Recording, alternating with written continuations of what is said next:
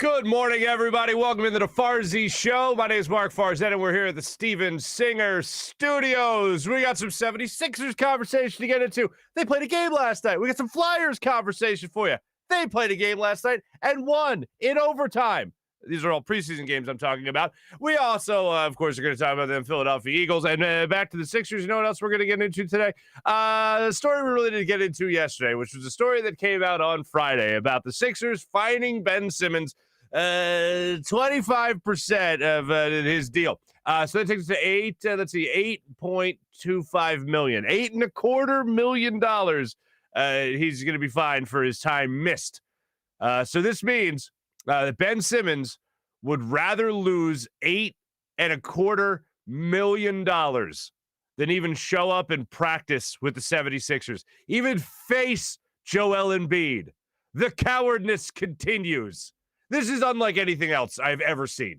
Ever seen. This is unlike any holdout I've ever seen. This is unlike anything. Like, literally, when they were talking last week on the national stage about the commissioner getting involved over this, like, I don't know what he could do over any of this, but like he needs to do something. But like the bottom line is, you can't. The damage is irreparable between Ben Simmons and the team and what the team has said in return to Ben Simmons. And by the team, I mostly mean what Joel Embiid had to say last week about things being flat out disrespectful from Ben Simmons right now. We'll also recap some of the stuff that Nick Sirianni got into yesterday during his press conference.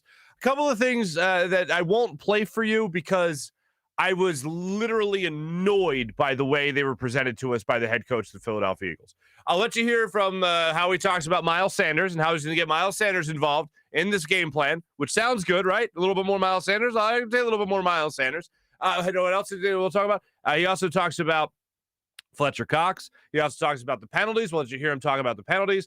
And then I'll try to explain to you, hopefully better than he did, in terms of what stats he really pays attention to. Zach Berman, friend of the show, asked him yesterday about what stats he looks immediately to on the stat sheet after the game. What are those two things? Are there anything that he really pays attention to? Like some guys look at time of possession. Pretty much everybody looks at turnovers. Some people look at big plays, whatever it might be. What's it that Nick Sirianni looks for right after the game that kind of tells the story of how his team did, whether or not he could grade his team on a good level or not? How did they perform, basically? So we'll talk to you about that with Nick Sirianni and what he had to say yesterday at his press conference. I want to start it off, though, with a little Sixers conversation because, by the way, I don't know what happened to our friend Hugh Lamont Douglas III. The first time since he's been coming on the show that we couldn't line up a time. So we'll try to get him either later in the week or just maybe skip this week and go to next week. So it's just going to be you and me today. And, of course, your fine comments in our comment section. So let's start it off with this. I want to start it off on a good note. Usually I would save something like this, something fun, something wacky, something goofy for the Morning Rush segment, but I just can't help myself. I was late to this party. This happened over the weekend. I was late to this party, but I don't know if I've ever told you guys how to wrestle an alligator, but I know how to wrestle an alligator. I know because I went to the Atlantic City Boat Show a couple of times and saw this one guy wrestle an alligator, and he put on a display on how to wrestle an alligator. So in case I didn't tell you, if you ever find yourself in a situation where you have to remove an alligator, you're supposed to walk behind the alligator, grab the alligator by their tail, and pull them to wherever you desire them to go. This, of course, is assuming it's not like a ginormous alligator. Anyway, that's the advice I know I've given on the radio in years past. I know I think I have given on this show before, but unfortunately, this man, courtesy of TMZ, did not hear that advice, but he used something else, a trash can. Ladies and gentlemen, check this out.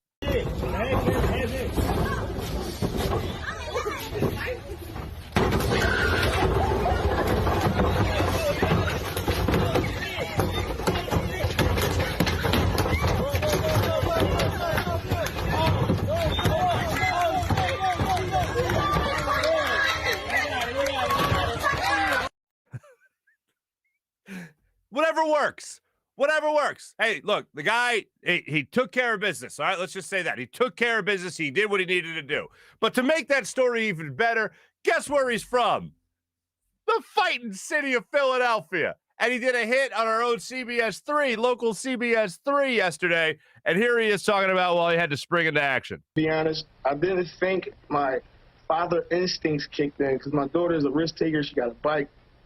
We're from Philadelphia, so we don't have alligators. So she tried to hit the tail with the, with the bike, with the alligator and all that. So I just jumped into action and I said, you know what?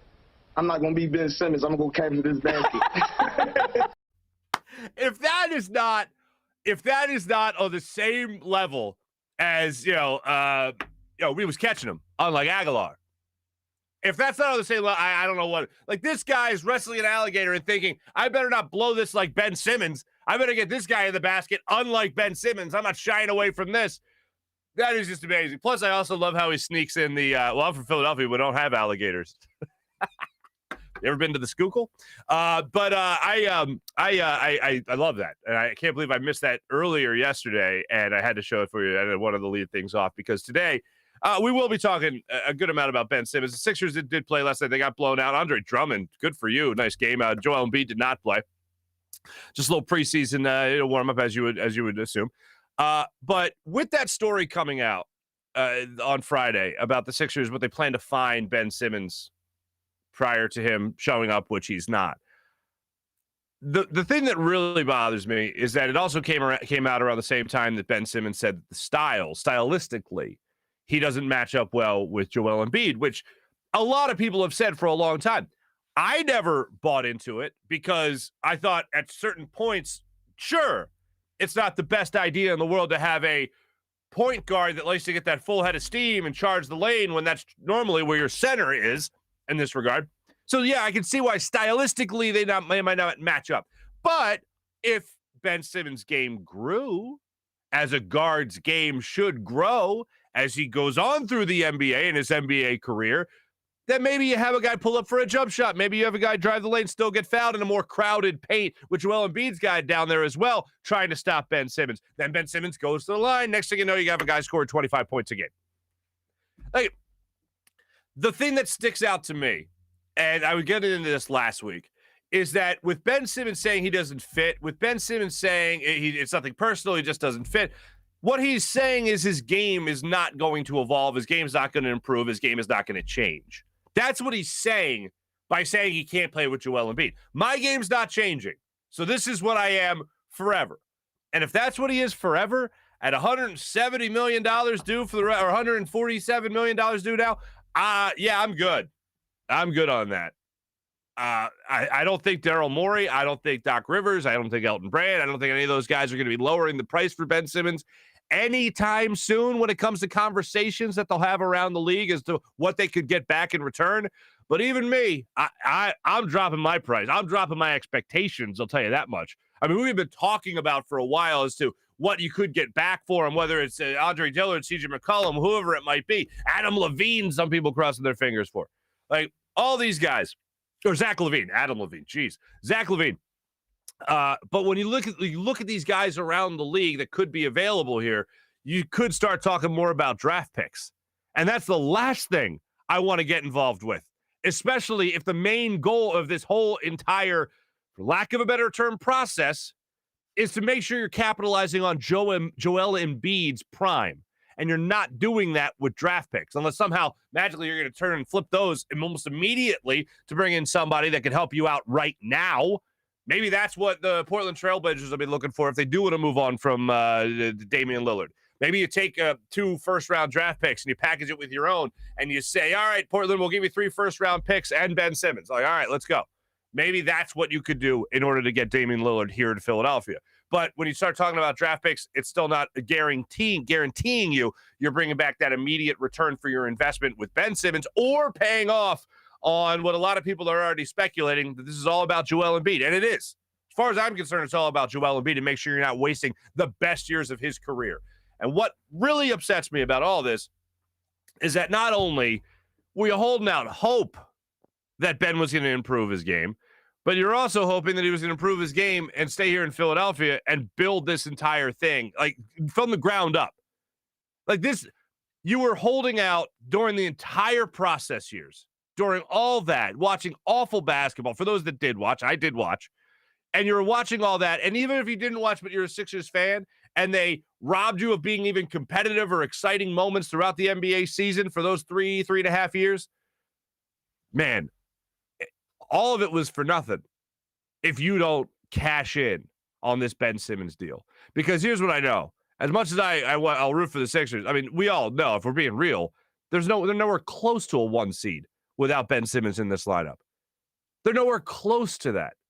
So if you don't get something equal, close to equal, or at least bring you something offensively that Ben Simmons could not, you're not sniffing a 1 seed. You're not even sniffing a top 3 seed in the NBA Eastern Conference.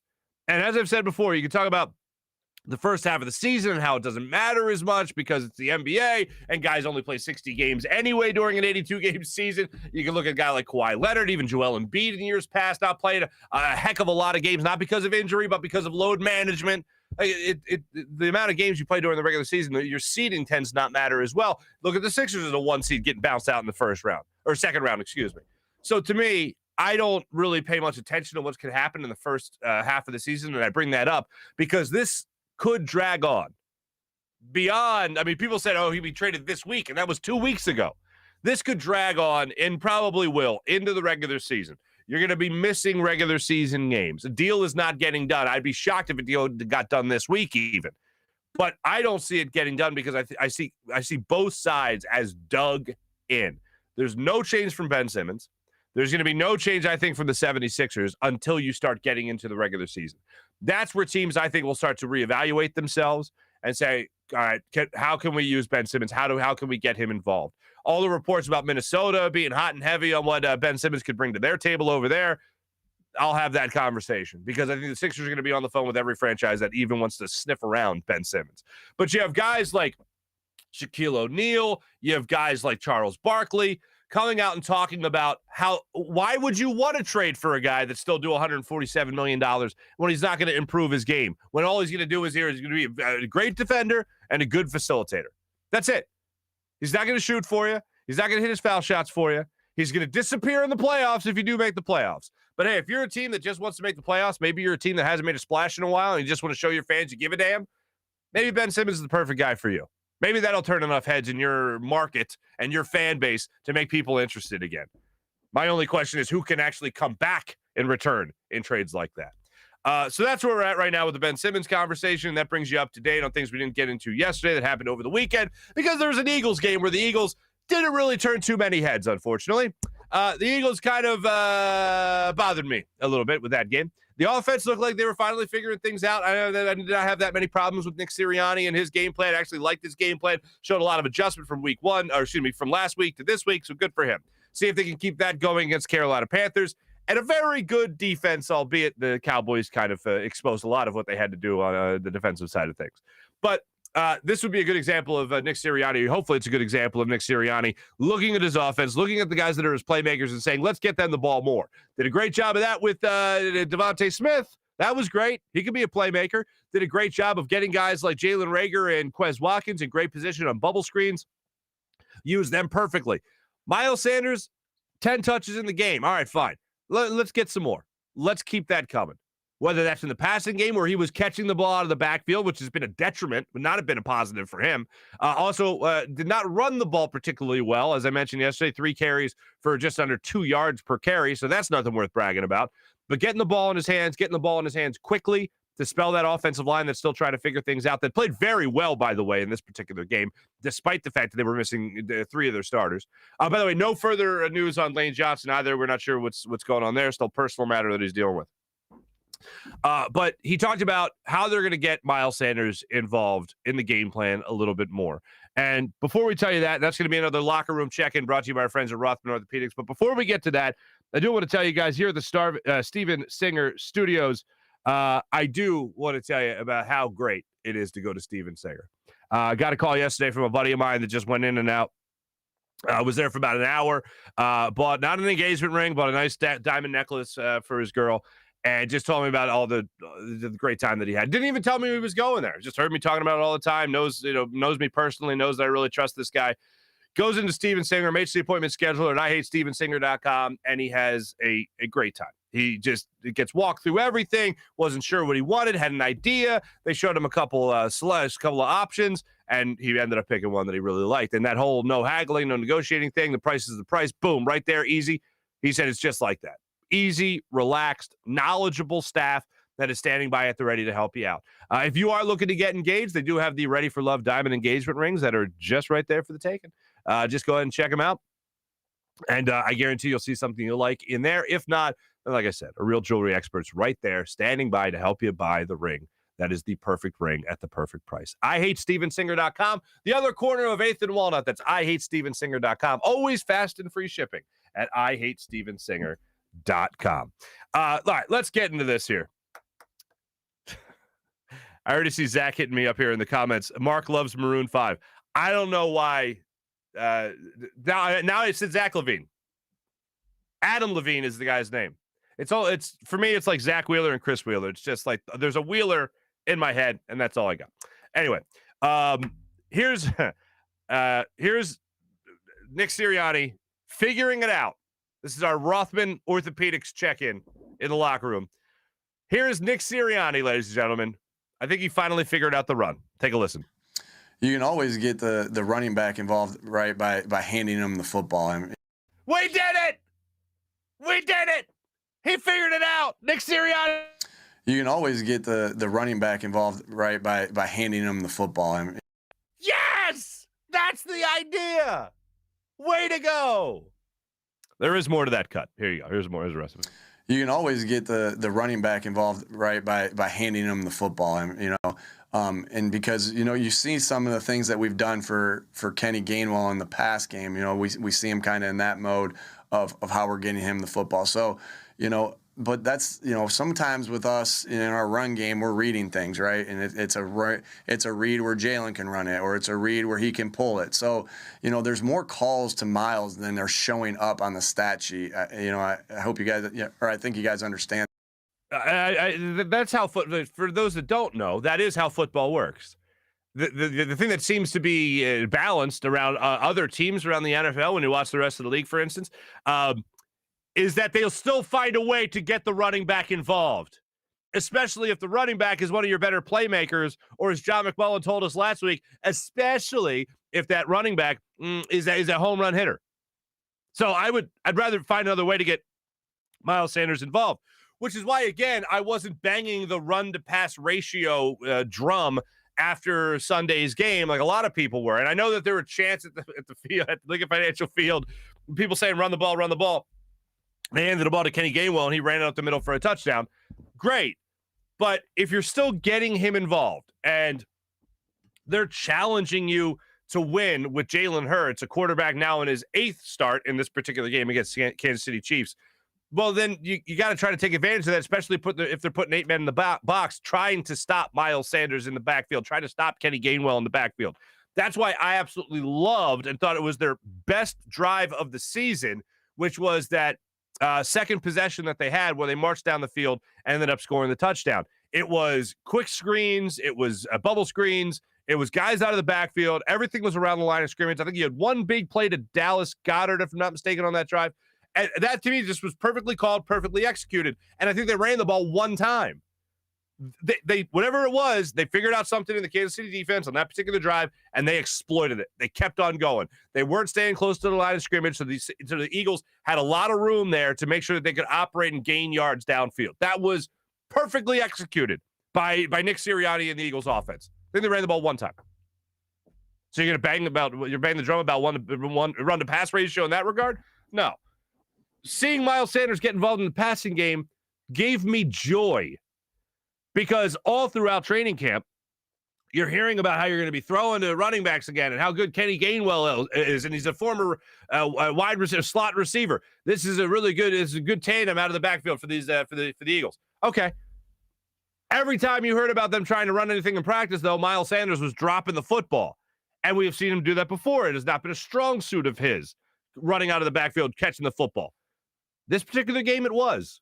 Showed a lot of good signs for him in the passing game, which was great. But if you're the head coach and play caller of this team and you're offensive-minded, how do you not get the ball in Miles Sanders' hands more? Against the Panthers, that's going to be huge. that is going to be ginormous. You have to get the ball in Miles Sanders' hands.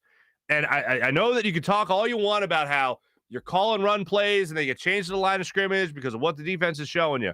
Okay, fine. Find another way then to get Miles Sanders the football. Find another play to get Miles Sanders the football. Find another play for Kenny Gainwell to run a draw play and try to get you a couple of yards there. Get you those big plays that you talk so much about. Let's see that happen more. If the defense is taking something away, if you're a good offensive coordinator, if you're a good play caller, you'll find a way to still get your big playmakers involved in the game. You found a way to do it with Devontae Smith. That's awesome. Now let's get involved a little bit more in the running game, and I think you'll find yourself a little bit more of a balanced attack that will ultimately help your offense. Let's just give that a shot. The other thing that we've been talking a lot about, just one more time for me. This is so. You can always get the running back involved, right, by handing them the football. Thank you. That's never not going to be funny to me. The other thing is penalties. We've talked a lot about penalties. Most penalized team in the league by 10 penalties. The next team has 10 less penalties than the Philadelphia Eagles. That's atrocious. All right. So you see 3 touchdowns get called back. We all know what happened on Sunday because of penalties. JJ, I think, Whiteside, Andre Dillard, right? It's pretty terrible. So here is. I've said Skippy Nicky. Skippy Nicky, I said that yesterday on the show. And when I did my hit on Fox 29 yesterday, the same thing, Skippy Nicky, right? He can't be their buddy. He can't be all happy-go-lucky. Hey, you know what you're really great at? You're really great at doing this one thing, but just stop doing this. But you're so great. You're really great. All right? See you out there. When he talked yesterday about penalties, he talked about 2 things. One, he talked about Jonathan Gannon, the defensive coordinator, and said they had to have some real tough conversations. When everyone met, the coordinators, the coaches, they all met around the big table, right? They had tough conversations. Okay. Uncomfortable conversations. Okay, good. You allow 42 points? Uncomfortable, whatever you want to call it. It shouldn't be that uncomfortable if you're all in the football world and you understand that people got to be held accountable and figuring out what the hell happened, even if it is the Kansas City Chiefs.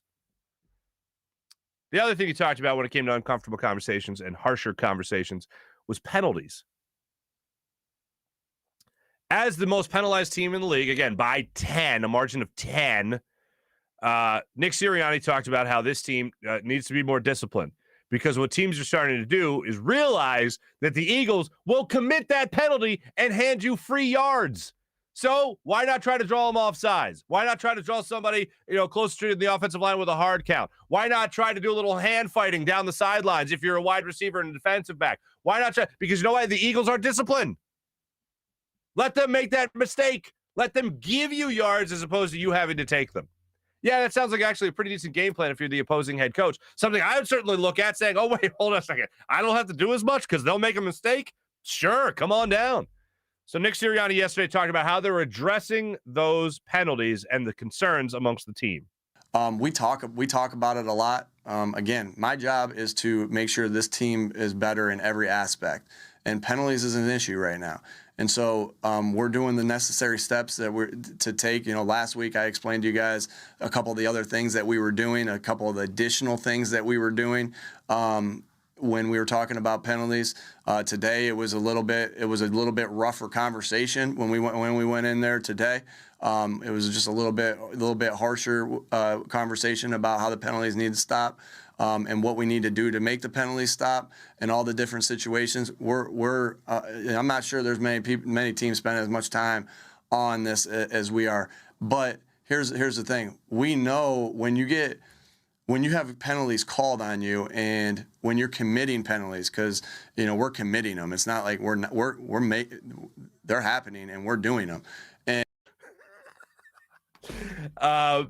they are doing them. We all see them. There's a lot of them. It's no secret. Anyway, you should be spending a lot of time on this. You know why? Because you're committing the most in the league. At a historic rate. So, yes, I would assume that you're the team that's spending the most time on penalties because you commit the most of them. So, good kudos to you. If you would have said, we really don't pay attention to that, we don't see it as a problem, then I'd be even more worried about the near future of this football team than I am right now. But that's what needs to happen, Nick. That's what needs to happen with this football team. If you have people saying, well, hold on, does it discipline matter? Is it how's a coach going to make sure that his players aren't committing the same penalties time and time again, whether that be on the offensive side of the football, Andre Dillard, or whether that be on the defensive side of the football, Derek Barnett? How are you going to make sure that these don't continue to happen? How are you going to drill it into their heads? And the only time to do that is losing playing time. I believe Derek Barnett only played 58% of the snaps in Sunday's loss to the Kansas City Chiefs. I think that's right around the time, the amount that he usually plays. So if you're Nick Sirianni, if you're Jonathan Gannon, and it doesn't work again, after these harsh conversations, after these stern talking tos, then if it doesn't work against Carolina, then what? You're already down a couple of guys there on the offensive line, so I don't know what you're going to do with Andre Dillard. You're already down a couple of guys on your defensive line, Brandon Graham out for the year. Josh Sweat has started to emerge. He started to show you the flashes. Hopefully this is just the warm-up lap before he really starts to turn it on. Fletcher Cox has been invisible. Penalties haven't really been there, but just talent-wise, you haven't seen him. Nick Sirianni was asked about Fletcher Cox yesterday during his news conference, and he gave you the classic, he's doing a lot of things that don't show up on the stat sheet. I'm not seeing him double team nearly as much as I remember in years past, even earlier, the first 2 games of the season even. Javon Hargrave has been incredible, but I don't automatically, as Nick Sirianni did, attribute that to the fact that Fletcher Cox is getting double teamed.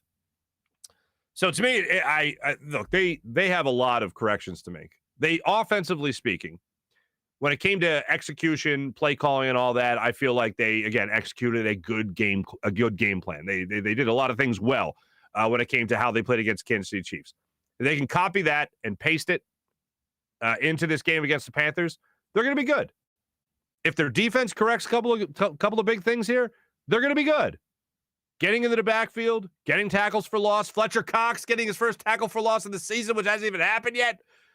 Then you can talk about potentially beating the Carolina Panthers. They're playing some good football, and they played some good football against the Dallas Cowboys, a team that blew the Eagles out of the water. So this is something that the Eagles are really going to have to get back to the drawing board on when it comes to the defensive side of things here. And when it comes to the penalties, you can't give a team like Carolina, who is just a good football team and a well-coached team.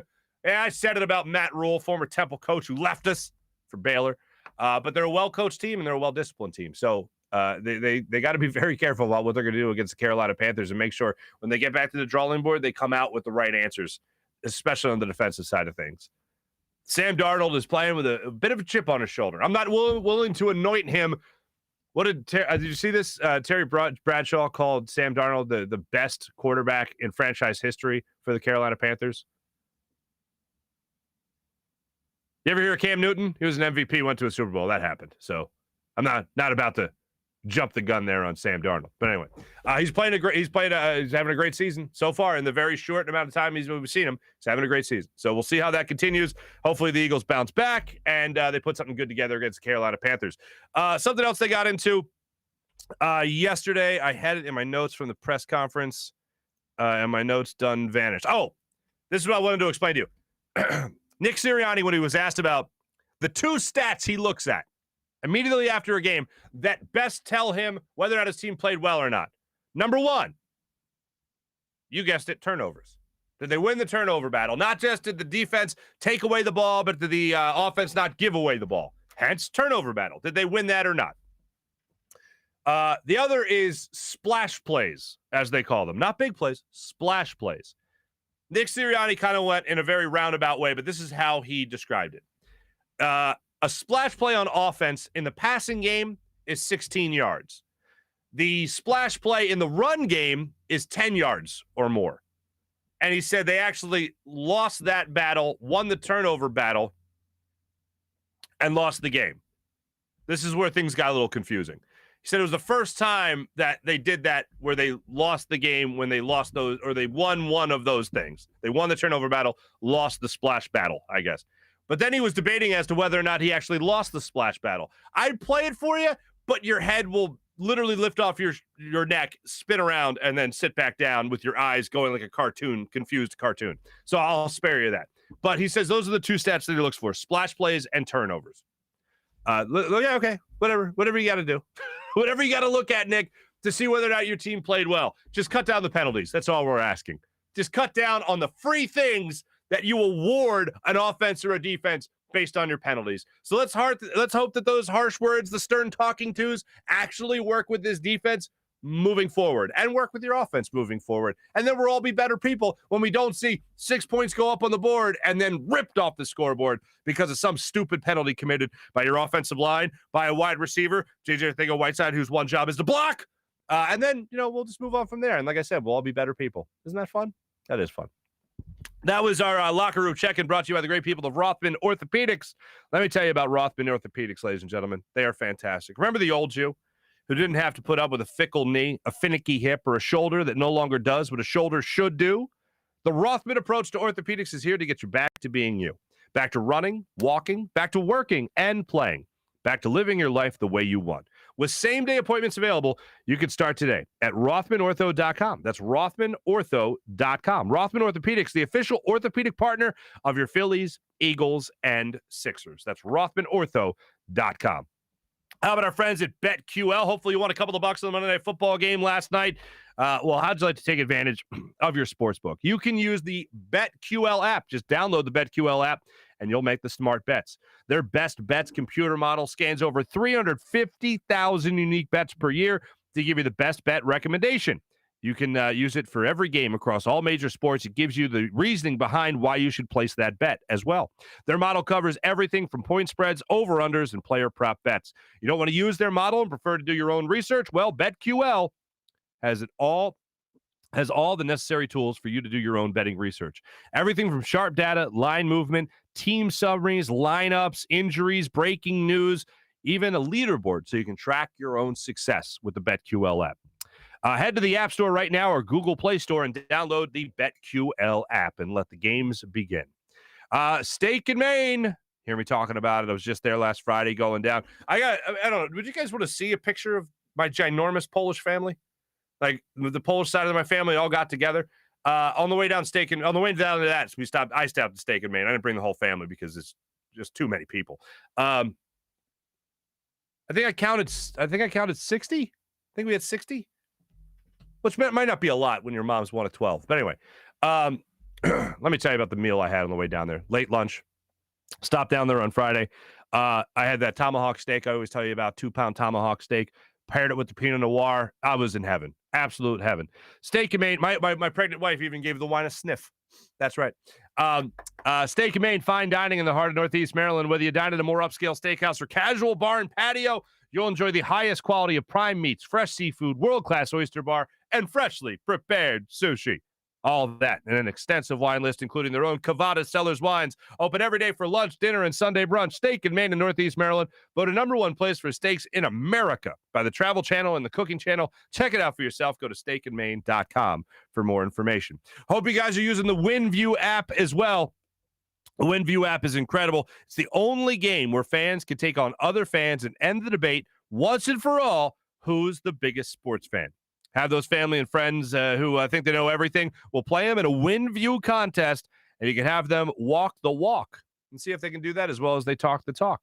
If you want to break up the monotony of family dinners and get-togethers, play during a quarter of Monday Night Football and put a little skin in the game, maybe Sunday Night Football, Thursday Night Football, a little baseball playoffs, whatever it might be. You can have yourself a good time with that. While tracking your games on Sunday, you can also see some of the players, whether or not they're killing it, that are playing against you in other leagues. Other league members of your fantasy football league, maybe you take them on in a WinView contest, a little extra skin in the game.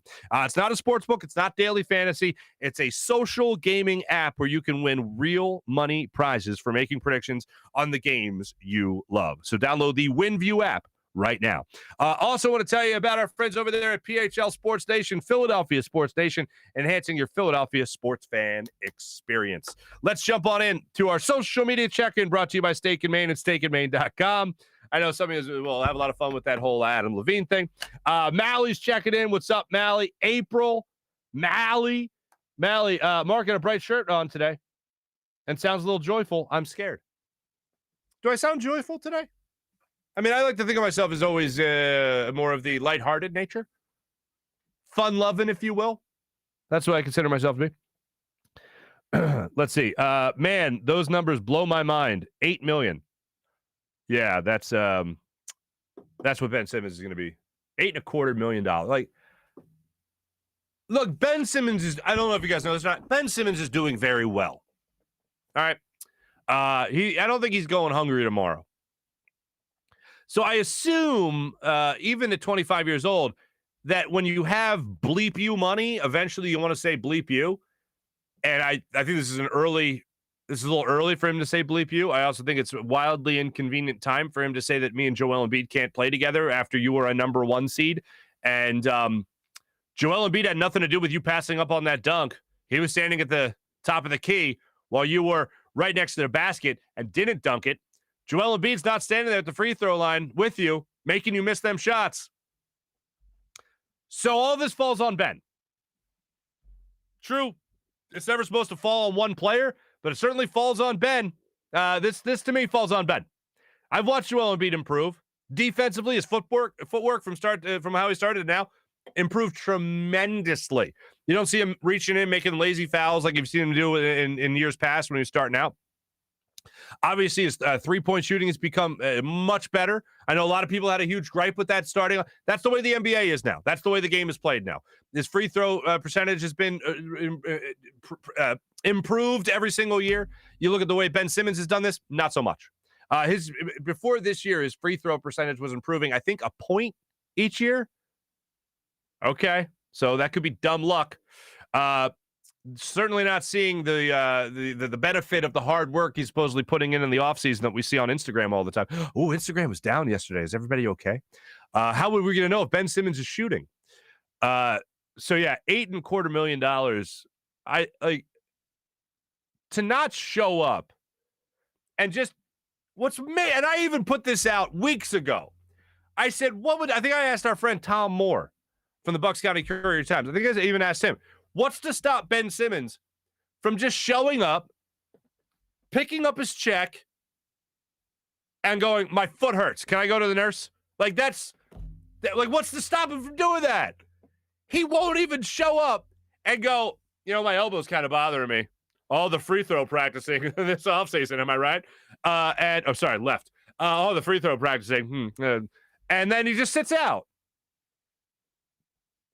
Apparently, he hates this team so much, he's willing to pay $250,000 million to not be around him. I don't know. Some people were hitting me up on Twitter in response to my tweet about that on Friday saying, hey, that's actually to be admired. I'm like, I admired it if it wasn't all his damn fault. Oh, they tried to trade him for James Harden. That's a compliment. Anyway, Marc said, great shirt. Yes, I do. I could do some damage with $8 million. Oh, April. I'd love to see it.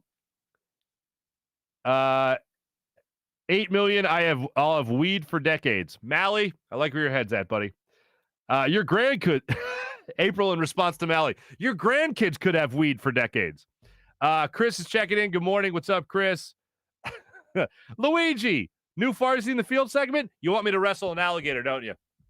I wouldn't be opposed to it as long as they're on little alligators, not one of big alligators. Like, you see the video recently, the alligator eating the smaller alligator. I would wrestle the smaller alligator that would get eaten. And hopefully I would not get eaten as well. But then I'd do that. Sure, let's party. Zach, what are you saying? Oh, yeah, Zach is saying 10,000% that he wants me to wrestle an alligator. Mally, I need Marc with the handlebar stash wrestling an alligator. I can pull that off. Sure. Anything for you guys. I think PJ, producer Jim, is saying Florida is, of course, where the art of grabbing alligators traces back to, or dragging alligators traces back to. You're correct. Chris is just laughing emojis and skulls. April, my man was just using the resources he had available, using the trash can. For those that might have missed it the first time around, I'll show it to you guys one more time, because why the hell not? Check it out.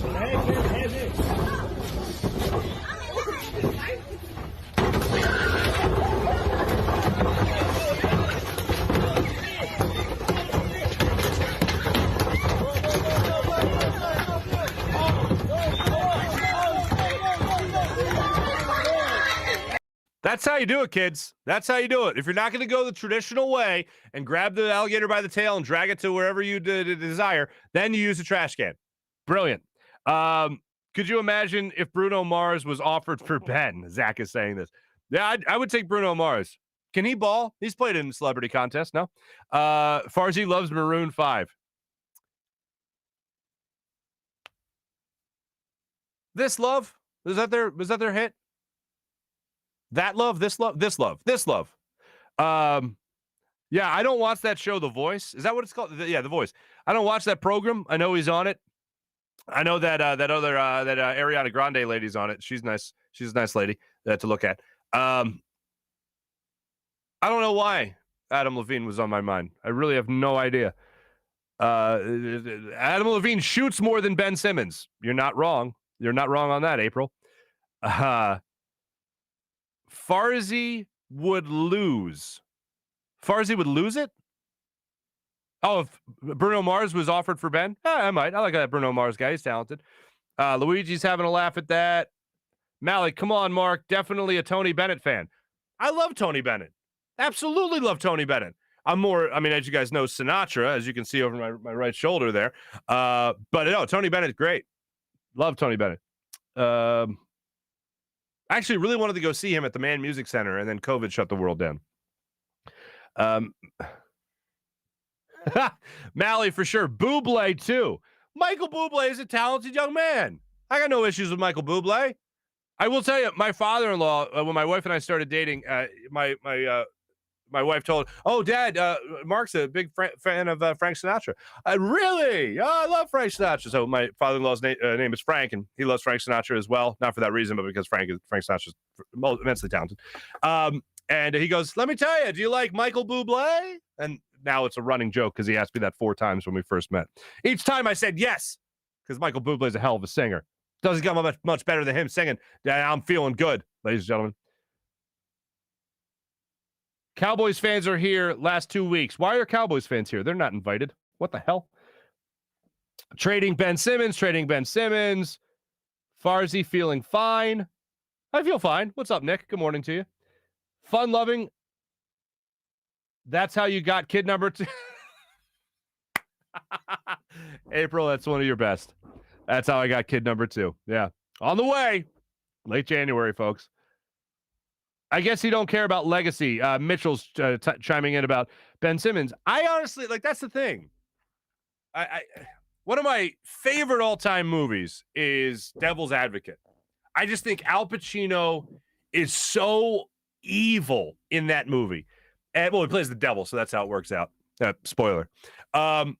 So there's a line at the end of that movie where Al Pacino looks right into the camera and he goes, "Vanity, my favorite sin," right?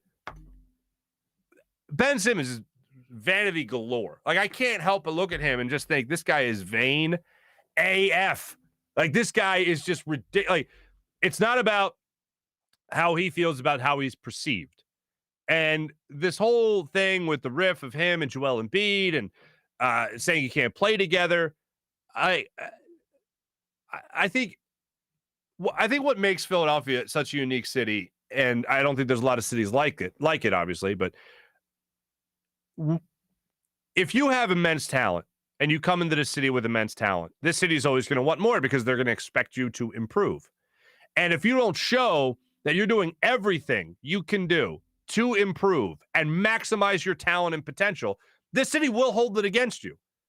One of the guys that jumps to mind in a very similar case is Andre Iguodala. Andre Iguodala did not get better at foul shooting. He didn't get better at three-pointers until I think it was last year here in Philadelphia. Never averaged over 20 points per game, and he was the max contract centerpiece of this franchise for 4 or 5 years. And the city looked at him and said, "Oh, look what he can do now as a dunker. Look what he can do now in the dunk contest." And he was robbed of the dunk contest when he was in it. And Allen Iverson was right there with him, coaching him up and cheering him on and all that stuff. "Oh, the Andre Iguodala's going to be this. And if he works hard, he can do this." And he just kind of stayed as that rim attacking, great defender. Sound familiar? Not the best outside shooter. Certainly not the best three-point shooter. And he didn't see a lot of improvement from Andre Iguodala. Plus, as it started out, we all looked at him and went, "Nah, I don't think this is the guy." And the franchise is like, "Oh, no, this is the guy, max contract." And we went through the years of mediocrity. We went through the one amazingly lucky year where the Bulls unfortunately had those injuries to Joakim Noah and obviously Derrick Rose, and the Sixers beat them in the first round of the playoffs, then lost in the second round to the Boston Celtics. And if you remember that, not just from it happening, but I reference that a lot because the Sixers still haven't gotten past that point, even after the process years with Ben Simmons and Joel Embiid and Tobias Harris. So with this team and with Ben Simmons being on it, at least by name right now, I don't see him getting any better without Ben. I don't see them bringing back anything equal with Ben. But trying to figure out what went wrong, all this for me goes back to Ben. I mean, Joel Embiid challenging Ben Simmons publicly is nothing new. Ben Simmons being challenged publicly is nothing new. Why now? And I ultimately think it's because he doesn't want to face these fans, as has come out in different reports. Brian Windhorst has brought it up. He doesn't want to face Philadelphia after what he did or what he passed up on in the playoffs. He didn't show up. It's one of the biggest choke jobs we've ever seen in the postseason from any player in Philadelphia history. For him to miss the free throws he missed, for him to have to sit on the bench, one of your best, a three-time All-Star being taken out of the game, benched in the playoffs, in the semifinals. What? It's inexcusable. And I think he knows that he'll get booed.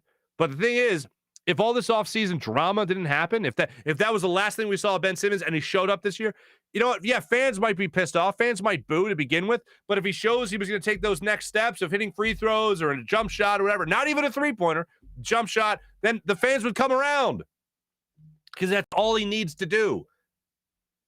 And just doesn't want it. The fact that he's choosing not to do it is the most upsetting thing. Not that he can't, it's that he won't. And it's all gone from this point on because he's not playing for the Sixers again. I thought Benny was dead yesterday with no IG. Mitchell, you ain't kidding. JD Harrison says, so soft. Ray. Ray says, Josh Groban? Yeah, Josh Groban is very talented. Mitchell saying, love Grobes. Carly Simon's song was about Ben. Very nice, Alex. I see what you did there. I like that we got a musical theme going here. I think we got a musical. When we had, what's his name on? When we had Mike K on last week, did I mention that? Yes, I think I mentioned I wanted to do a Christmas spectacular and I wanted to do a full show as a musical. Those are my two things I want to do at some point in life. You probably think this song is about you. Don't you? Very nice there, Alex. Very nice. Classic song right there, says Mally. Henry says classic, indeed. He don't care. He won a couple of championships with Golden State.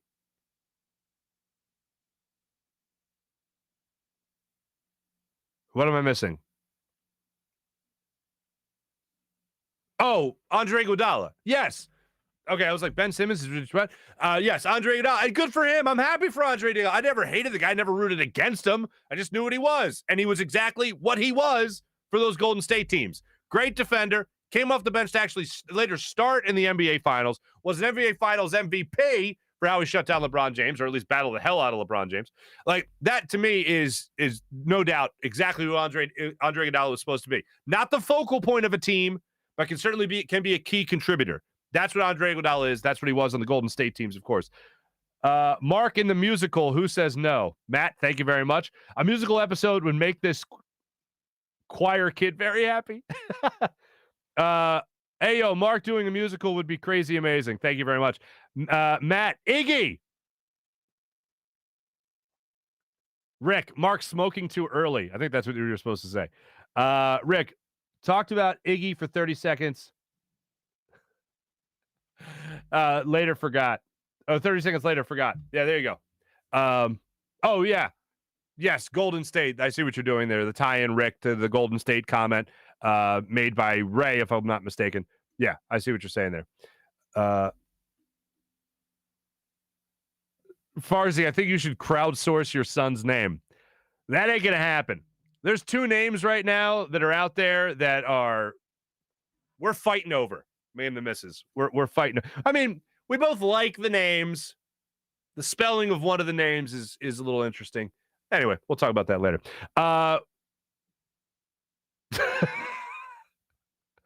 The weed conversation, like I'll tell you right now, one of my buddies did call me They check in on the show every once in a while. He lives down in Florida now. And he's like, I got to tell you, he's my roommate in college. And he goes, the weed conversation in your chat is just hysterical. As the biggest non-stoner of this group of friends. Thanks for everyone that checked in on our social media check-in, brought to you by Steak and Made, steakandmade.com. Let's go to our morning rush segment, brought to you by Sky Motor Cars and SkyMotorCars.com. Sixers started their preseason last night. No Joel Embiid in the lineup. Andre Drummond was on fire, filling in for the fact that Joel Embiid was not out there playing with the team. Ben Simmons certainly wasn't there with the team. A haphazard lineup, if you will, last night. But bottom line is the Sixers, they played their first game. I can't get past outsourcing my son's name. Like, how high?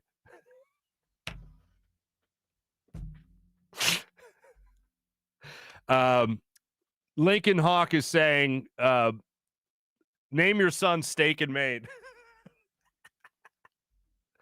Yeah, I can do that. I feel like I could work with you on that project. Let's. Hey, babe. Yeah, we're gonna name our kid. We're gonna name our son Steak and Maine. Steak and Maine. Steven Sager, Rothman Farzetta. Rolls off the tongue. Nickname Winview BetQL. There we go. That's how we would do it. I thought I had my Sixers stuff up here, but I don't have my Sixers stuff up here. So that's some BS right there. I was gonna give it. It's preseason. Who gives a damn? Flyers also won last night. 2-1 in overtime. So that was cool. Yes, they have. I was shocked that they actually had overtime in the preseason. I forgot that they do that, but they did it. So there you go. And they won in overtime. So that's cool. We'll see. Things start up, by the way, for the Sixers. I think they're 12 days. No, sorry. Flyers are 12 days away from their season opener. And I will say this. I know we don't talk a lot of Flyers when it comes to, and if you were looking for the game if you're looking for the Sixers game, it wasn't on anywhere. Wasn't on NBA TV. NBC didn't have it because they were playing the Flyers. So there was no, like, you couldn't have watched it. For somebody who's Ray, I think, just commented on it. Flyers wise, though, 12 days away. I'm not going to get caught up in the excitement that I had last year for the Flyers in terms of the expectations. The fact that they missed the playoffs is just mind blowing to me last year. But the additions that they made, from Cam Atkinson to Ristolainen, right? From those guys, I really like Cam. Like, those guys, I'm really excited to see what they bring to the table this year. I feel like they instantly got better through maturing. And I think waiting for some of the guys to develop, Shane Gostisbehere, just to name one, though, like, that just wasn't going to happen. Like, his best years, I think, were already behind him at that point. So to get better, to improve, to bring in guys like Keith Yandel, for instance, to bring in a guy with the shooting mentality of like a Cam Atkinson, who's 3 years away from a 40-goal season. That's a remove from a 40-goal season. I think that's ultimately that you needed more experience on the blue line, and you needed somebody with a shoot-first mentality offensively. I think that's what Atkinson brings. He's not going to – I'd be surprised if he even got you 20 goals, 25 goals this season. I'd be shocked if he got you 25 goals. But the main person I'm going to be focusing on this year is the captain of Philadelphia Flyers, Claude Giroux. When you talk about shoot-first mentality, I would love to see Claude in that kind of light. I would love with especially Jake Voracek not being here anymore, I would love for Claude to take it upon himself, not just to set up guys, but to actually look to bury the puck himself. I would love to see, we talk about it a lot, as an aggressive Ben Simmons or an aggressive years past Andre Iguodala, who I don't know if you know, won a couple of championships with Golden State.